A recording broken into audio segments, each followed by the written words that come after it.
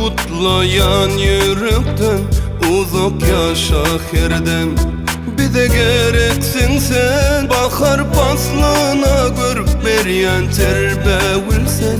Yine coşuvaydın aydyarın sana ne?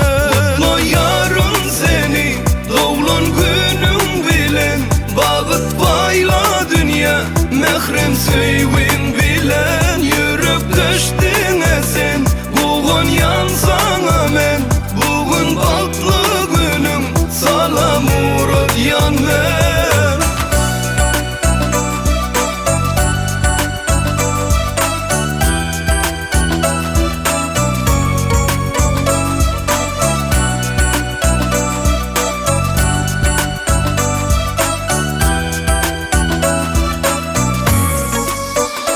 Nurana yüzüm yıl görüp dursun mu da, seni penasına saklasın beygallam. Sen barbalta beslenir benim bu dünya. Yürek arzularım kabul et kutlayan. Kutla yarın seni, doğulan günün bilen.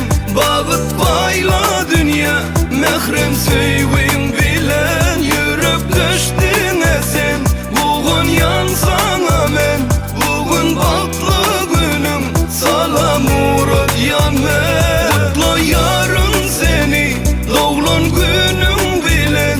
Bağıt bayla dünya, mehrem süyvin bilen. Yürüp düştün sen, bugün yansana men. Bugün batlı günüm, salam uğrat yan ver.